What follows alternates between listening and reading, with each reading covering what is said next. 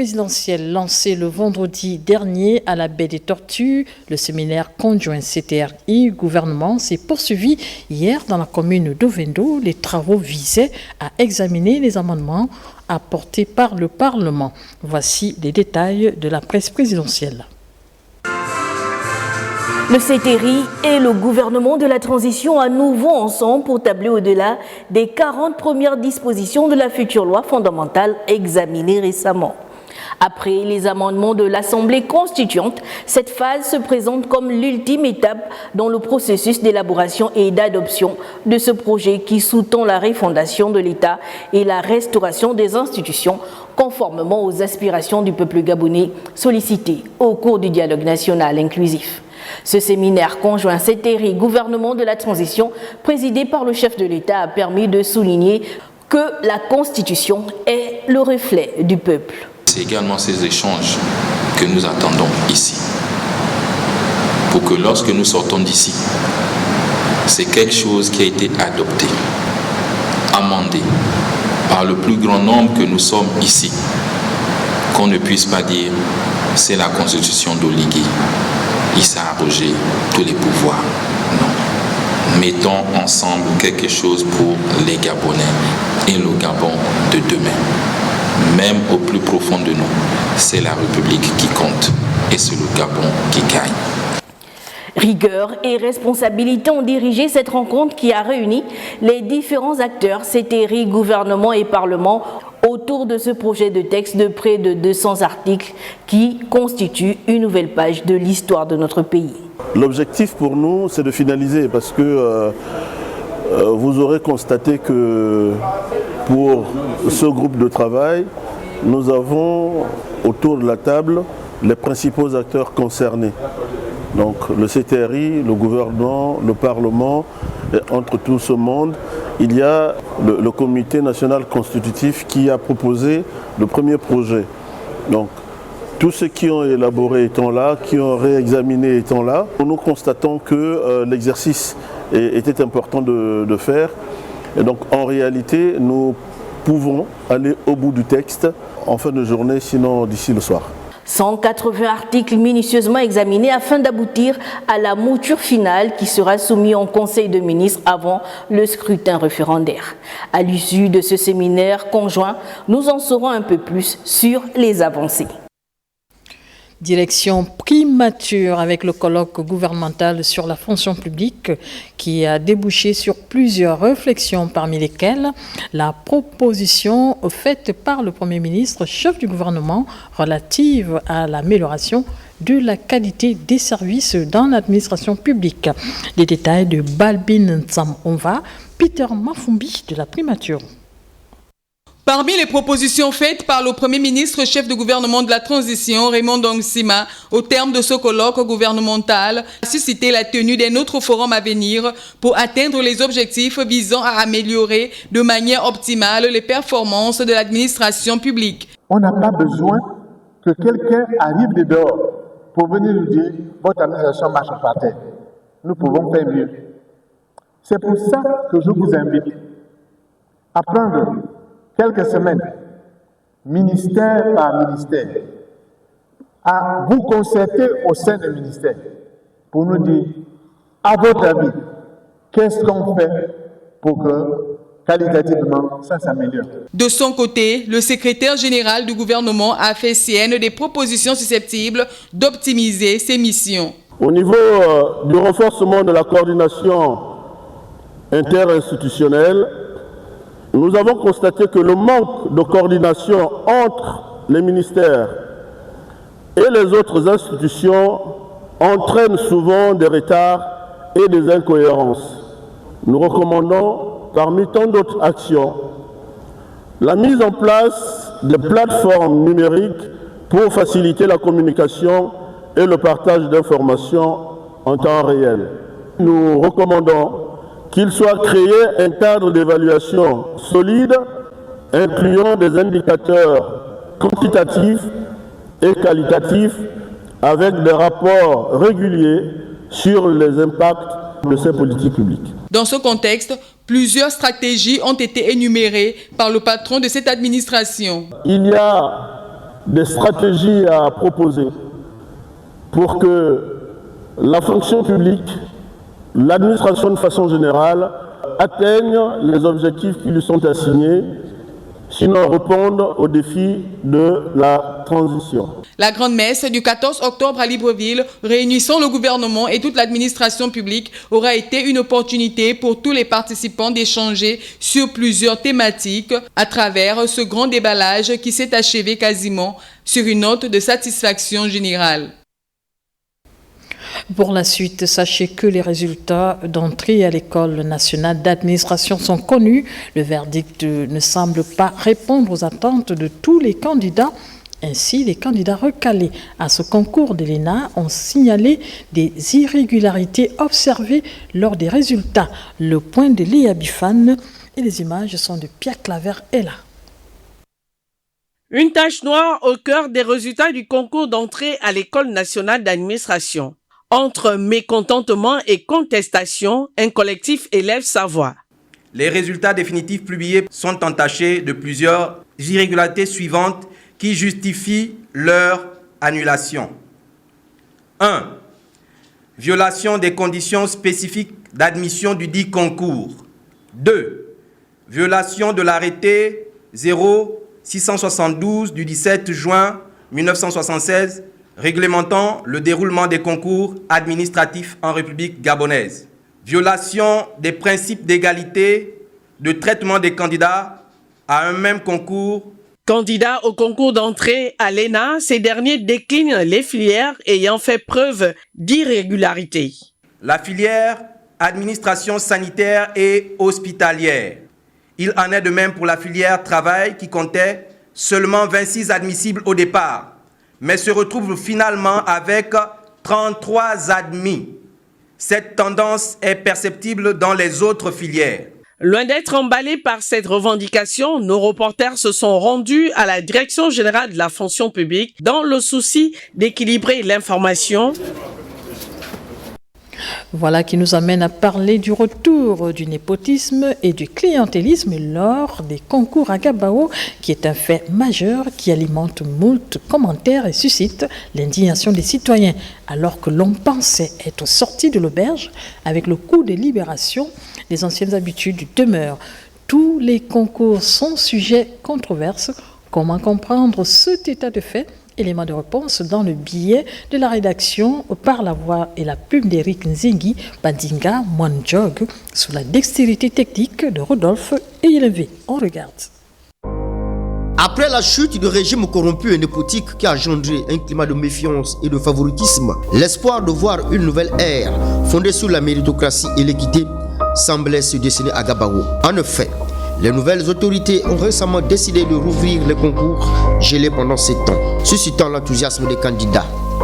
Malheureusement, cet espoir a rapidement été terni par une réalité accablante. Que ce soit pour l'incorporation dans les forces de défense et de sécurité ou au sein des concours administratifs, il semble que le mérite ne soit plus que secondaire.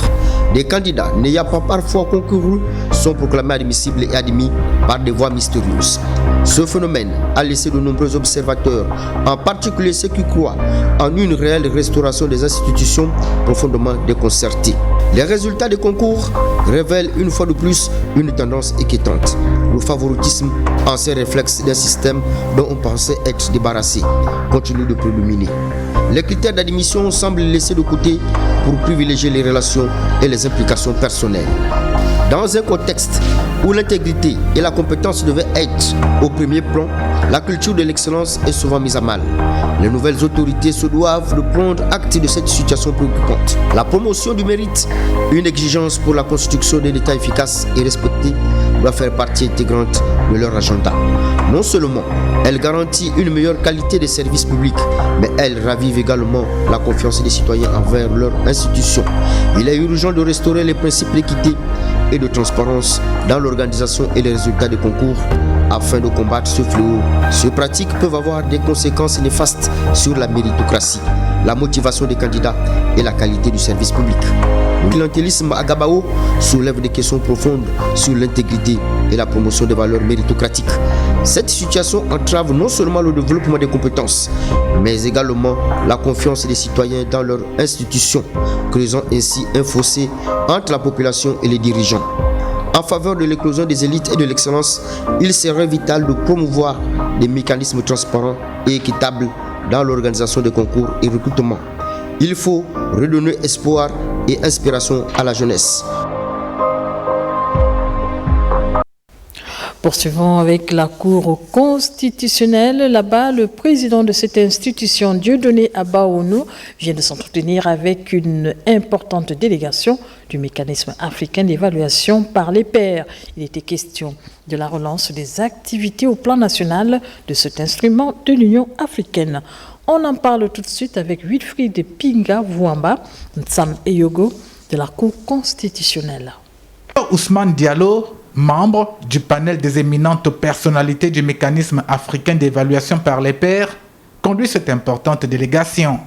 La relance des activités de cet organe spécialisé de l'Union africaine, auquel se greffent des séances de sensibilisation et de renforcement des capacités des différents acteurs nationaux du MAEP, notamment l'État, la société civile et le secteur privé, ont nourri les échanges entre les juges constitutionnels et leurs hôtes. Nous avons eu l'honneur et le plaisir d'être reçus ce matin par Monsieur le Président de la Cour constitutionnelle du Gabon, à l'effet de lui présenter les objectifs de la mission qui nous a menés ici au Gabon, à savoir une mission de renforcement des capacités des acteurs gabonais qui ont en charge la mise en œuvre du processus MAEP dans le pays. Également l'informer des objectifs du Forum national sur le mécanisme qui devrait avoir lieu dès demain sous la haute présidence du président de la République, chef de l'État. Le retour à une vie constitutionnelle est l'un des sujets qui a également dominé les débats, occasion pour le président de la haute juridiction de réaffirmer son soutien aux différentes branches du MAEP. Monsieur le Président a été d'une oreille très attentive à nos propos. Il s'est montré très intéressé et il ne ménagera aucun effort d'après lui pour nous soutenir et pour soutenir le MAEP local et le MAEP continental pour faire en sorte que ces exercices et ces missions aillent dans le meilleur sens. Le Gabon adhère à cet instrument d'auto-évaluation volontaire de la performance des États membres en 2003, date de sa création par le comité des chefs d'État membres de l'Union africaine. Sous le haut patronage du Premier ministre et chef du gouvernement de la transition, M. Raymond Donsima, le ministère de la Communication et des Médias organise du 16 au 18 octobre 2024 le forum TNT et Innovation Audiovisuelle à la résidence hôtelière Le Nomade. Ce forum sera l'occasion, en présence de l'écosystème audiovisuel national, de discuter des défis et opportunités de la migration des médias gabonais vers la télévision numérique terrestre, conformément aux instructions du président de la transition. Le forum TNT et Innovation Audiovisuelle est un cadre d'échange et de partage entre les professionnels de la communication et des médias. Le forum TNT pour un audiovisuel de qualité. En rapport avec cette plage publicitaire, il y a cette visite dans les locaux de la maison Georges Rahuri d'une délégation du groupe African Communication spécialisée dans les questions du numérique. Ils sont venus s'imprégner de la qualité des équipements de la télévision et de la radio. Cela cadre avec le projet de migration à la TNT. Cette visite fait suite au récent salon européen consacré aux technologies audiovisuelles. Les détails de Arnaud Manza et Hervé Ndigué. À l'heure où l'univers des télécommunications connaît un essor fulgurant dans le monde, le Gabon ne saurait être en marge, car voulant améliorer la qualité de la couverture télévisuelle et radiophonique. Raison de cette visite des experts de African Union Communications dans les structures publiques de communication du pays, comme ici au complexe Georges Rahuri. Merci beaucoup au ministère de la Communication pour l'accueil et pour nous avoir reçus. L'objectif principal de notre venue et de notre visite est de pouvoir faire la démonstration des innovations technologiques en termes de radio et de télévision. À partir de demain, nous aurons un workshop avec donc l'ensemble des parties prenantes et des acteurs des médias au Gabon et nous espérons que nous pourrons aller plus loin dans la démonstration de ces équipements et de ces innovations. Avec les responsables de la maison Georges Rawiri, ces derniers font le tour des différents services en vue de dresser un diagnostic s'agissant des équipements, aussi bien à la télé qu'à la radio. Il est question de migrer à la télévision numérique terrestre. Nous sommes un groupement d'intégrateurs systèmes. Donc l'objectif, c'est vraiment de faciliter la transition de la technologie DTT, qui est la technologie actuelle, vers le digital et la TNT. Donc c'est vraiment le grand projet que nous avons en charge et sur lequel nous allons travailler. Et en tant qu'intégrateur système, nous allons veiller au mieux à ce que ces mises en place soient faites de manière souple et transparente. Seulement, le projet exhumé ces derniers jours ne date pas d'aujourd'hui. Le rendez-vous avait été manqué en 2015. Alors aujourd'hui, la balle est vraiment dans le camp du gouvernement et du ministère qui vont donner la marche à suivre. Normalement, un projet de ce type peut prendre entre 18 mois et 24 mois, parce que ça représente une charge de travail qui est assez énorme quand on parle de la construction des sites, la construction des sites de transmission. Donc c'est quelque chose qui est quand même assez chronophage et qu'il faut planifier de manière intelligente. Mais on peut parler d'environ 18 à 24 mois si le gouvernement et le ministère nous donnent l'approbation rapidement. Toutefois, les autorités actuelles affichent une véritable volonté d'améliorer le paysage médiatique gabonais. Cela devra passer par un important investissement en équipement et en installation de diffusion. Toujours dans ce registre, la visite des experts de la TNT à Gabon Télévision place ce média public au cœur de la compétitivité. Voyons cette analyse de Patrick Simangoy et Terence Longa. Cette mission de 12 sociétés spécialisées dans la télévision numérique terrestre et les innovations technologiques conduites par le groupe OCOM, intégrateur de systèmes basés en Afrique du Sud, est à Libreville pour faciliter la transition du Gabon vers la télévision numérique terrestre. Ce mardi 15 octobre 2024, cette délégation d'experts a procédé à la maison Georges Rawiri en compagnie du directeur de cabinet du ministre de la Communication et des Médias, Christian Eman, représentant Madame la ministre empêchée, et des directeurs généraux des groupes Gabon Télévision et Radio Gabon à la visite de ces deux médias publics avant la mise en place d'un partenariat qui vise la modernisation de la télévision et de la radio gabonaise. Attendu en termes d'avantages avec la TNT, une meilleure qualité d'image grâce au mode de diffusion qui sera numérisé et une réception sans interférence. Après plus de 10 ans d'attente, nous pensons que Gabon Télévision, avec l'arrivée de ses experts, va redorer son image en termes techniques. Il était temps que nous nous arrivions aux nouvelles technologies afin de donner le meilleur de nous-mêmes auprès de nos téléspectateurs. Gabon Télévision s'attend ici à une diffusion des programmes très diversifiés avec un accès garanti sur l'ensemble du territoire national. Après le dernier séjour d'Amsterdam au Salon international du visuel, cette visite n'est que le verso de ce qui a été vécu à Amsterdam. Et je pense que l'addition de ces deux échanges nous ferait dire que ça doit être une occasion historique à ne pas rater pour rattraper le temps, une occasion historique à ne pas rater pour reconstruire le visuel public gabonais à travers Gabon Télévision. Gabon Télévision est prête à relever le défi de la compétitivité. C'est des génies qui sont ici, quasiment. Mais des génies qui n'attendent que le matériel, qui n'attendent que l'adaptation à l'actualité technologique. La visite de Gabon Télévision et de Radio Gabon par les experts de la télévision numérique terrestre a été riche d'enseignements.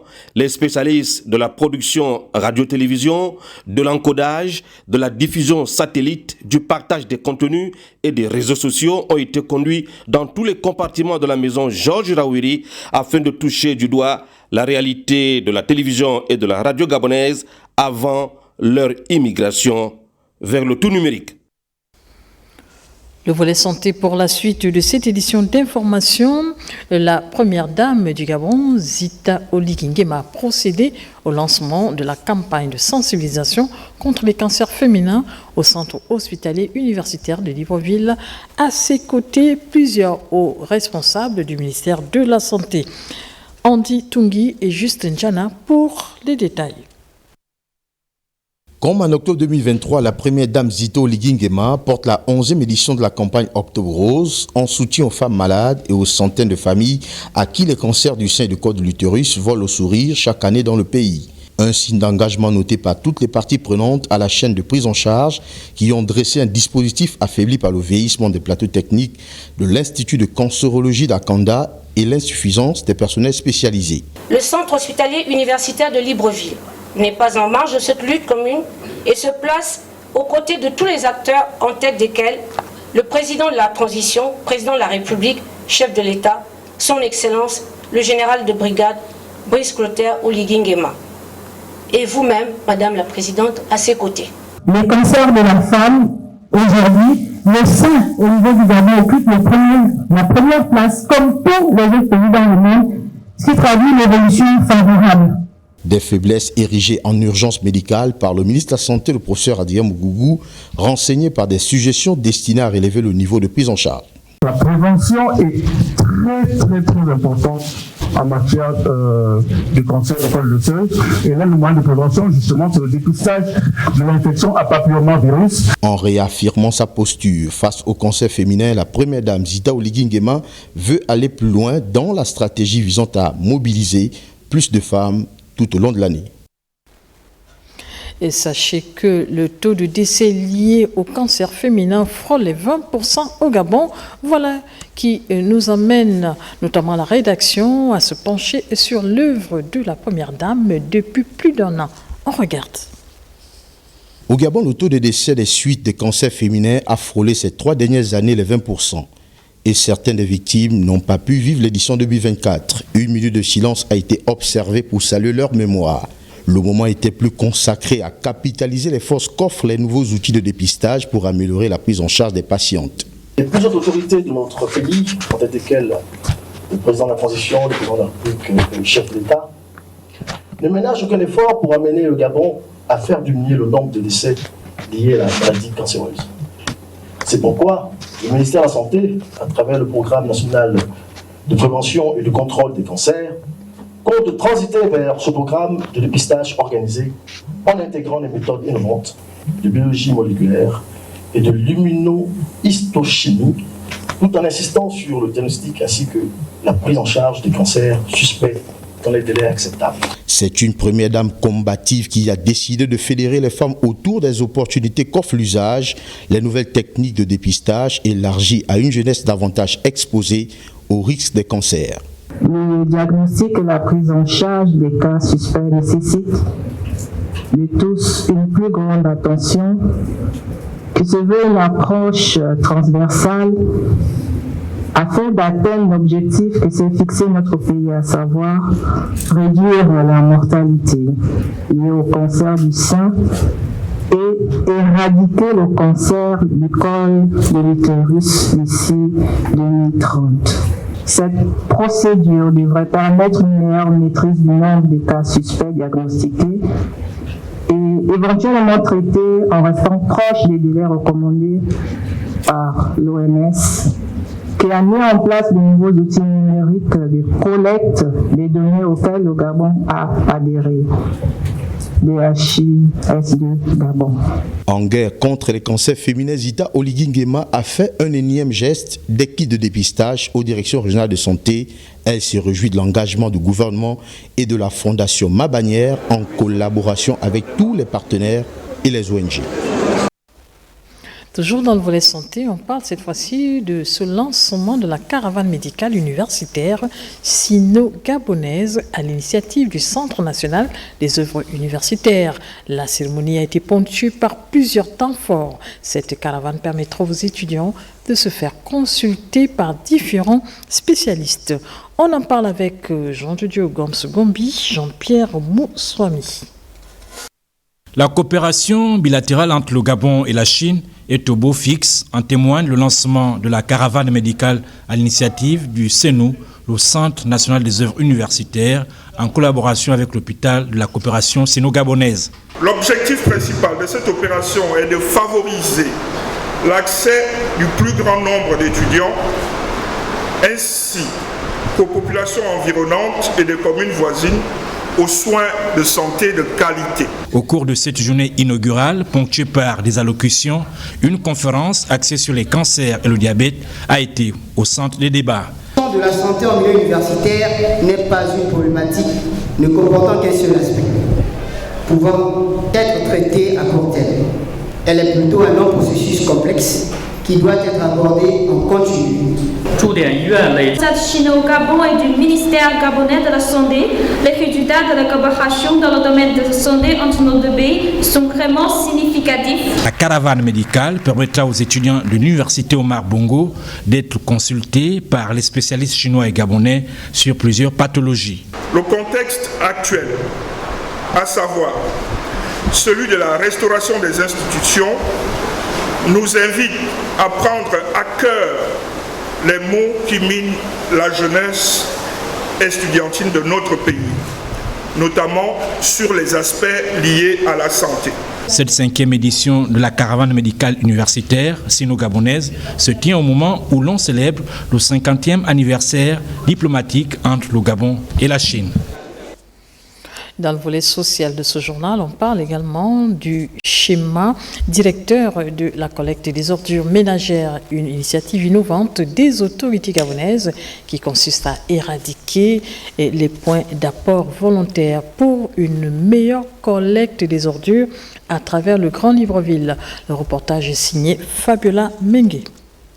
Plus besoin de se déplacer avec son sachet poubelle jusqu'au point d'apport volontaire. Des sites souvent saturés et insalubres, dorénavant les ordures ménagères seront collectées à domicile par les agents de Clean Africa. C'est ce qui ressort du nouveau schéma directeur de la collecte des ordures lancé dans la commune d'Akonda. Ce nouveau schéma directeur de collecte des ordures a été mis en place suite à une décision de la plus haute autorité, président de la transition, président de la République, chef de l'État, de voir nos villes plus propres. Je dois mettre en œuvre cette décision qui a été prise. Et pour cela, je suis avec Clean Africa, disposé donc à travailler. Supprimer les points d'apport volontaires, c'est stimuler une gestion plus efficiente, rationnelle et efficace des déchets urbains.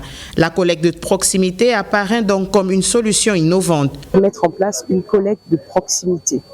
Donc rentrer dans Akonda et pouvoir être le plus proche de nos ménages. C'est-à-dire que le camion des ordures puisse venir au plus près de la population, collecter les ordures, d'où la nécessité de supprimer les points d'apport volontaires que nous observons aujourd'hui. Comment ça va se passer? Nous aurons 3 jours de collecte qui seront bien définis. Ces 3 jours de collecte, les camions Clean Africa seront dans la commune d'Akonda et rentreront dans toutes les ruelles de la commune pour collecter à partir de 18h les ordures ménagères. Les jours, ils sont effectivement prévus le mardi, le jeudi et le samedi. L'esthétique urbanistique et la viabilité des villes gabonaises, des impératifs souhaités par le président de la transition. Ce nouveau schéma directeur va s'étendre progressivement dans les autres communes. Les suites des rencontres citoyennes du vice-président de la transition, Joseph Wundoubert. Il était dans le 5e arrondissement de Libreville. C'était un échange qui a permis d'édifier les populations sur la vision du CTRI et les enjeux du développement. Bienvenue Minko, Eric Mbéli de la presse présidentielle. Sa présence ici est la marque de son attachement aux idéaux d'écoute et de partage. Ici, à la mairie du 5e arrondissement de Libreville, où il a poursuivi son périple au contact des citoyens, le vice-président de la transition est venu éclairer les populations sur la vision, l'action et les principaux enjeux du programme de développement impulsé par le président Brice Clotaire Oligui Nguema. Ce territoire vaste et dynamique, deuxième en superficie dans notre capitale, abrite une population nombreuse et vibrante, estimée à environ 200 000 habitants. Cette importante démographie fait également de cet arrondissement le deuxième en termes de poids électoral à l'échelle nationale, une donnée cruciale à l'approche des prochaines échéances, notamment le référendum constitutionnel à venir. Notre arrondissement est également un témoin privilégié des réalisations du Comité pour la transition et la restauration des institutions. En à peine un an, plus de 20 projets ont été achevés ou sont sur le point de l'être. Parmi eux, l'ouverture de l'école primaire de Plitané, qui offre 200 places pour les enfants de l'arrondissement. L'amélioration de nos infrastructures routières avec la livraison imminente de routes et des bretelles aux AKE, le jardin municipal situé au même endroit et la construction du marché national du CTRI. Ces actions témoignent de l'engagement clair du président de la transition, le général de brigade Brice-Clotaire Oligui Nguema, en faveur de notre arrondissement.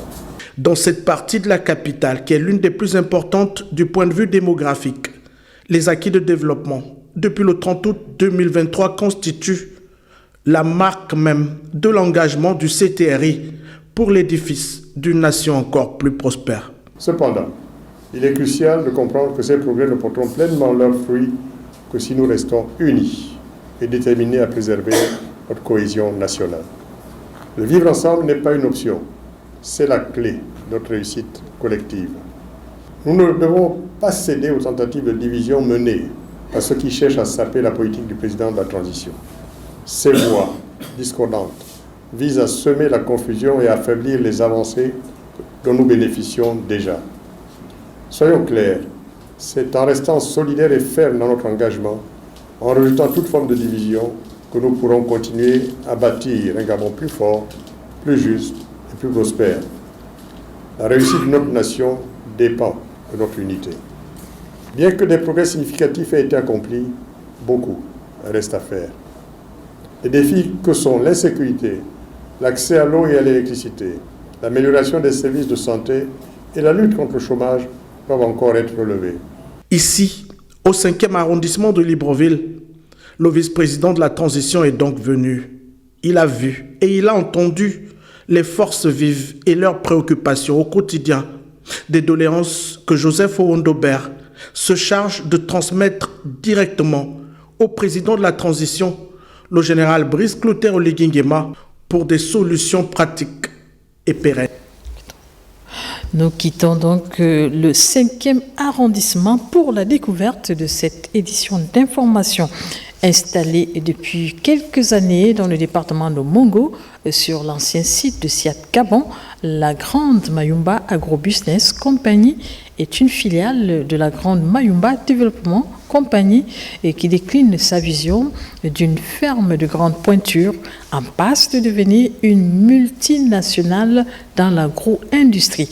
On découvre cette multinationale avec Florence Gloire-Pongui, Hervé Ndigué. Avec des investissements conséquents et une gestion 100% gabonaise, la Grande Mayumba Agribusiness Company GEMAC est un ranch situé dans la province de l'Anyanga. Le ranch compte actuellement 4687 têtes de bovins réparties en 14 troupeaux d'environ 300 bêtes.